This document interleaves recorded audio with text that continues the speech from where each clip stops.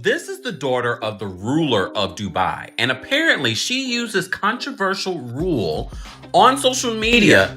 So I usually do my homework. I'll find somebody who knows somebody or something. They could give me some information, like, who is it? Like, who is he? And, Frenchie, they got me the tape. They got me the tape of his mother's house, where his mom's work at. You know what I'm saying? The other cribs, the studios, stuff like that. That's the Cali tape. Right. Okay. Man, 50 Cent just will not let French Montana breathe.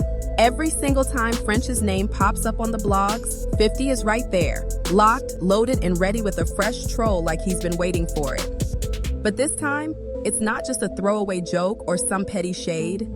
Nah, this one cracked open a whole new conversation, one that might be way deeper than anyone expected. Because French Montana isn't just dodging industry drama. Word is, he might be running straight into something darker. The golden cage of Dubai royalty. On paper, that headline sounds like the ultimate flex. French Montana engaged to a Dubai princess worth $18 billion. To the casual fan, it looks like he finally leveled up, going from a local player to a global kingpin. But scratch past that glittery headline and the story gets messy. People close to the scene are whispering that French's so-called escape plan might have less to do with love and way more to do with survival.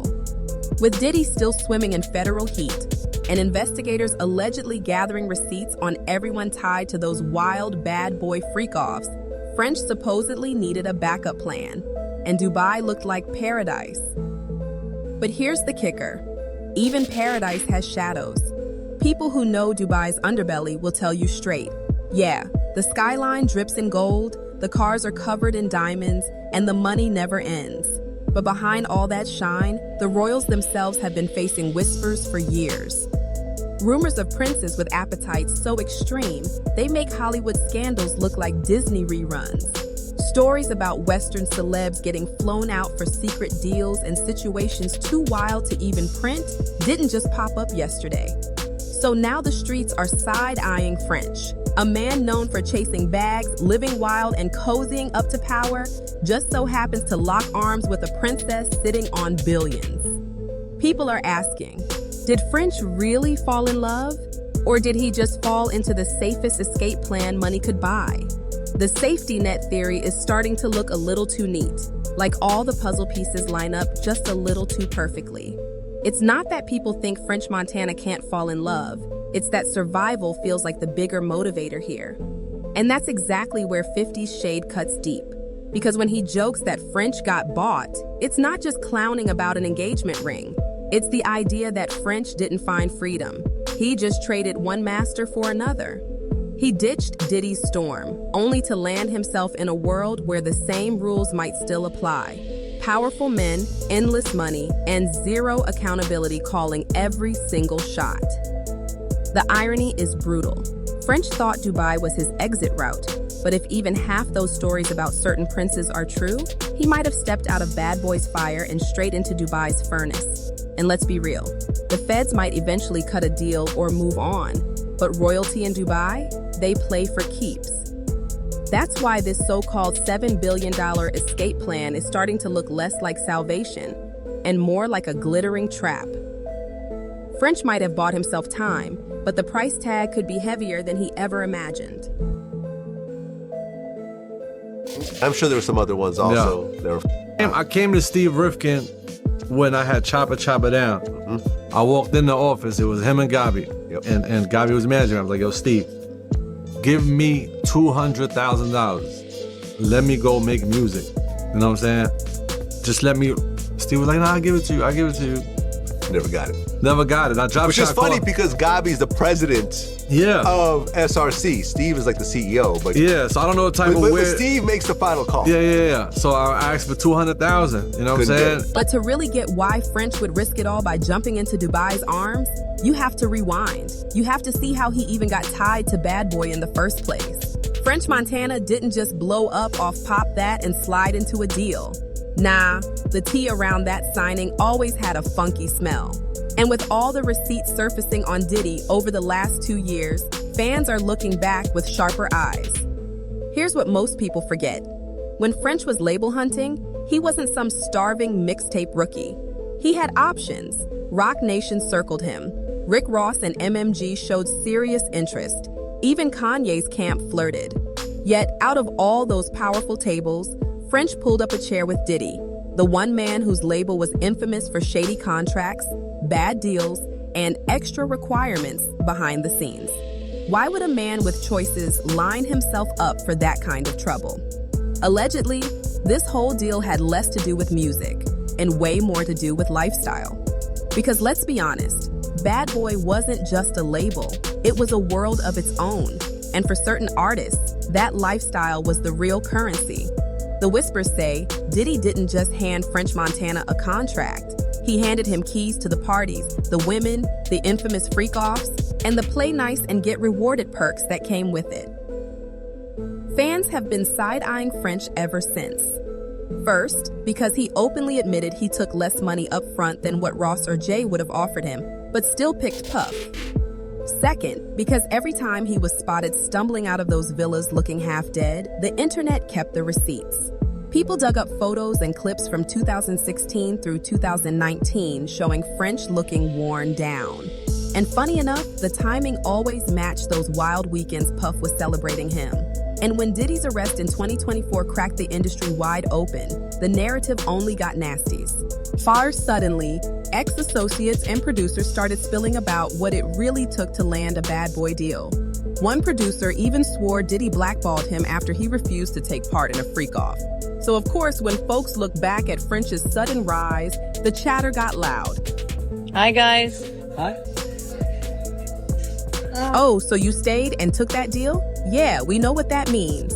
Now, is there a smoking gun with French's name on it? No, but the circumstantial tea? It's bubbling over. You got Diddy gifting him his own Ciroc French vanilla flavor the very next day after they were allegedly together all night. You got that viral birthday video, Diddy in a robe, French shirtless, both looking way too cozy. And you got French himself saying he wanted the big bag, and Puff was the only one bold enough to hand it over, no questions asked. To the streets, it might have just looked like another label signing, but to the ones watching close, it looked like a man willing to trade personal dignity for career elevation. And that's exactly why folks now think French Montana is running the same playbook in Dubai. Once you've shown you'll sacrifice pride for opportunity, people assume you'll do it again, just with a bigger bag and a different master. Here's where the rabbit hole gets wild. In mid-2024, French pops up at Paris Fashion Week, not just showing off a new outfit, but allegedly flaunting a fiancé. And not just any fiancé, Chiara, a princess tied directly to one of Dubai's ruling families. That's not a Bronx love story. That's a chess move, a power play made with precision. Look at the timing. Around that same moment, the feds were stacking evidence against Diddy. The freak-off tapes, the trafficking whispers, the money laundering threads. Anybody in Puff's orbit was suddenly toxic. Assistants, producers, even casual friends were getting subpoenas and grilled. And French? He wasn't just some casual buddy. He was basically Diddy's shadow for years. The birthday trips, the Ciroc endorsements, the endless cosigns. If prosecutors wanted their case airtight, French's name had to come up. So what does French do? He doesn't just hop a flight, he ties himself to one of the richest dynasties in the Middle East. Reports claim the Sheikh's family fortune runs over $18 billion oil money, legacy money, money that doesn't blink when you toss out $7 billion. And when you marry into that, you're not just getting luxury, you're buying protection, power, and a safe haven in a region where outsiders don't get to poke around in royal business. That's why the whispers won't stop. People are saying French didn't find love. He found a survival plan dressed in royal jewels. And no one can ignore how fast this engagement popped off or how perfectly it lined up with the heat back in the States. Suddenly, French Montana is spending more time in Dubai than New York or LA. To fans, it looks like a whirlwind romance wrapped in fairy tale sparkle. But to critics, it looks like an escape plan dressed up in Cartier rings and royal vows. And let's not skip the optics. Every time French posts next to his princess, he's polished, glowing, looking like a man reborn. Tell you what I actually learned. A friend of mine is an air hostess, and her friend was on a flight with her, and her friend was eating like a very specific diet. So apparently the thing is, it's actually a control thing.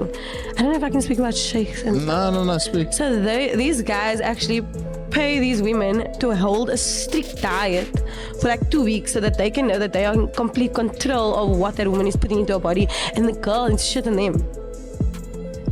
Wow. So the girls aren't even getting shit on, the girls are shit on these guys, because then the guys feel like it's sick, like it's a control thing. So then they know like, oh, you listened to me for 2 weeks. Yeah, so that's probably their kink, that girls actually listen to. No 2-minute noodles. But the comments, they stay cutting. Boy, you traded in Diddy for Dubai. Or worse, better hope those sheiks don't treat you the way Puff did. That's the sting. French might think he leveled up by linking with Dubai royalty, but insiders are whispering this move might be a trap, because when you know how Middle Eastern royals flex their power, sometimes leaving one fire just means stepping into a hotter blaze. Here's the part French probably doesn't want to hear. Running from Uncle Sam into the UAE doesn't guarantee freedom. It might just mean he signed up for a new kind of contract. See, Dubai loves to show the world Lambos, endless skyscrapers, and pet tigers lounging on yachts. But the whispers beneath that shine? They've been ugly for years. Influencers fly out, wide-eyed, chasing tax-free glam, only to sneak back spilling tea about palace parties where people weren't treated like stars. They were treated like props. And the rumors say it wasn't just women. Men, too, were allegedly pulled into situations where outsiders were seen as toys, not people. Now picture French Montana in that world, standing next to Ciara and her family's $18 billion fortune. He's not powerful there. He's ornamental. And in a kingdom where money is legacy and politics is bloodline, he doesn't call the shots. He's a piece on their chessboard. Ciara herself is the daughter of one of the most powerful autocrats of our time. French might shine overseas, but let's be real. He's just pretty famous. Enough to bring glitz to the table, but not enough to fight back if the royals ever decide he's just another accessory. And that's exactly what folks online are saying. This isn't an escape from Diddy, it's just an upgrade to new handlers. Instead of freak-offs in Miami, it's private villas in Dubai. Bigger palaces, bigger shadows, and the family French just tied himself to, are no strangers to scandal. Remember Ciara's viral Insta-divorce back in 2024? She stunned the world by dropping her husband with just 3 words, "I divorce you." Public defiance that bold is unheard of in royal circles. Admirable? Absolutely. But it also showed just how messy life behind those palace gates can really get.